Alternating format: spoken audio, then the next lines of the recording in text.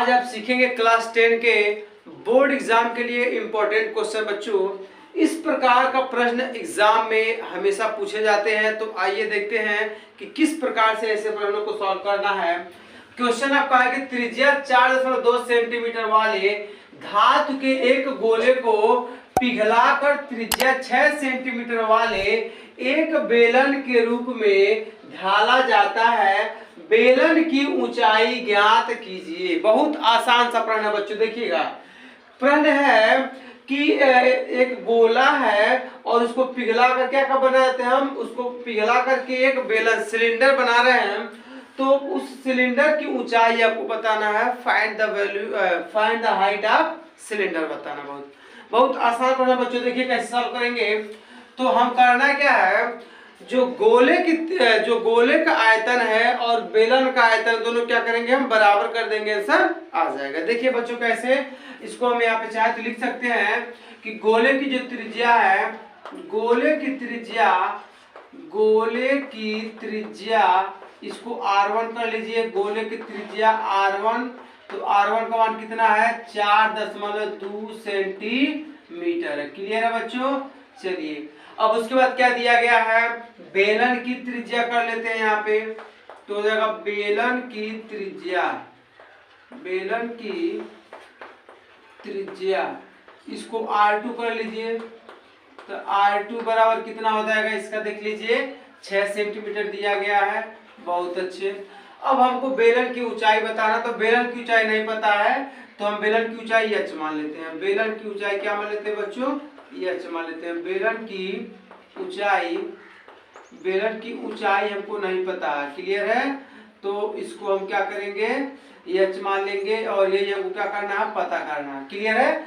तो अब प्रश्नानुसार क्या करेंगे हम कि गोले का आयतन बराबर बेलन का आयतन। लिखिए इसी बात को, प्रश्नानुसार कि गोले का आयतन प्रश्नानुसार मतलब कि अकॉर्डिंग टू क्वेश्चन। प्रश्न के अनुसार क्या, गोले का आयतन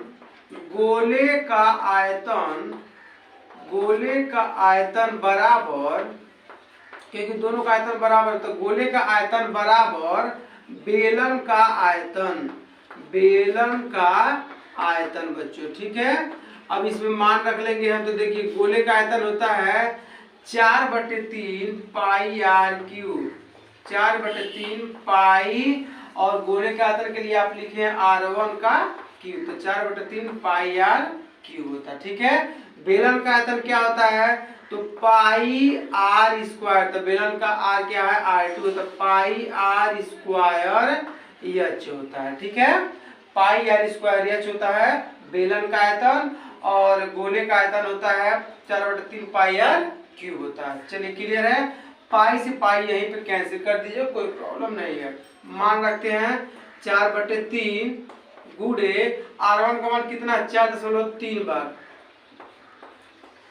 4.2 गुणे 4.2 सब सेंटीमीटर है बच्चों। ठीक है। बराबर सेंटीमीटर हम नहीं लिख रहे हैं, कोई दिक्कत नहीं, मतलब एक ही बार लिख लीजिएगा बाद में।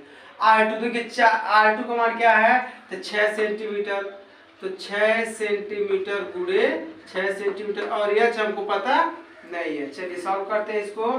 तो इसका हम अगर 2 से कट करेंगे तो देखिएगा, तो 2 3 6, 2 दूनी 4, 2 3 6 और 2 1 2, कट हो गया। ऊपर कट कर दिया। देखिए 2 3 6, 2 दूनी 4, 2 3 6, फिर 2 1 2। चलिए ठीक है। अब इसको कट कर लेते हैं 3 से। 3 1 3, 3 1 3, देखिएगा 4 ये तो 1 बचेगा, इससे पहले दशमलव लगा लीजिए। यहाँ लगा तो 12, तो 3 चौक को हो जाएगा 12, ये भी कट हो गया। ठीक है। अभी और कट होगा। देखिए 3 1 3, ये भी हो जाएगा 1.4। चलो 42 बच्चों, आसान है। फिर से 3 1 3, ये भी हो जाएगा 1.4। तो अब बचा क्या है, h का मान 1.4 गुणे 1.4 गुणे 1.4, या इसी को हम लिख सकते हैं क्या, h बराबर क्या बचा है, h बराबर बचा है 1.4 गुणे 1.4 गुणे 1.4। ठीक है बच्चों। चलिए तो अब एच का मान देखिए क्या हो जाएगा, हम पूरा कर लेते हैं। देखिए 13 का होता है 2197, इसका गुणा कर लेते हैं 1.14 गुणे 14 करेंगे। देखिए दशमलव भूल जाइए, तो 14 गुणे 14 करेंगे तो आपका आएगा 196। हम गुणा करें बगल में, 14 गुणे 14 करेंगे अगर तो आपका आ जाएगा 14 गुणे 14 करेंगे तो 196 आएगा, तो मतलब कि 1.96। फिर 14 से गुणा कर लेंगे तो देखिए कितना आ जाएगा 1.4 से, तो 4 6 के 24, 2 4 9 36, 2 38, 3 4 1 9 4 3 7 हो जाएगा। 1 का 6 हो जाएगा, 1 का 9 हो जाएगा, 1 का 1 हो जाएगा, तो यहाँ पर हो जाएगा 4 8 6 14 हासिल 1 9 7 16 17 हासिल 1 1 1 2 27 44, तो कौन के बाद दशमलव, तो 2.744, तो 2.744 सेंटीमीटर। ठीक है, तो यश का मान कितना आ गया 2.744, या इसी को हम लिख सकते हैं, अब अपनी भाषा में लिख देंगे इसी को। अतः बेलन की ऊंचाई 2.744 सेंटीमीटर है। लिख देते हैं इसी को, अतः बेलन की ऊंचाई, यहाँ साइड में लिख दे रहे हैं, इसके बाद देखिएगा अतः बेलन की ऊंचाई, अतः बेलन की ऊंचाई, अतः बेलन की ऊंचाई बहुत इंपॉर्टेंट प्रश्न है बच्चों एग्जाम के लिए, इस प्रकार से क्वेश्चन हमेशा पूछे जाते हैं। अतः बेलन की ऊंचाई 2.744 सेंटीमीटर है, या केवल चाहे तो 2.74 भी लिख सकते हैं, कोई प्रॉब्लम नहीं है। तो करना क्या था, यहाँ पे गोले का आयतन बराबर बेलन का आयतन लिख देंगे, दोनों का फार्मूला लगा देंगे हम यहाँ पे, मतलब 4 3 पाई आर क्यू होता है और पाई आर स्क्वायर एच होता है, पाई पाई कैंसिल कर लेंगे। अब यहाँ पे थोड़ी टेक्निक है, पहले हम 2 से करेंगे तो 3 हो जाएगा, यहाँ पे 2 से कट करेंगे तो 2, यहाँ पे 2 से कट करेंगे तो 1, और यहाँ पे 2 से कट करेंगे तो 3, तो इधर बचा 2 3। अब ये 42 अगर इसको देखें, मतलब 42 मतलब 4.2 है, तो 3 से कट करेंगे तो क्या हो जाएगा 1.4 आ जाएगा, तो 1.4 3 बार है 1 2 3, क्योंकि यह मतलब पूरा कंप्लीट कट गया।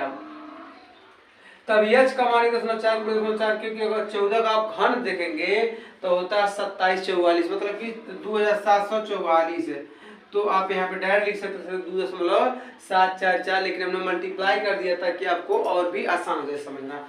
तो इस प्रकार से इस प्रश्न को सॉल्व करना था बच्चों। Thank you for watching this video.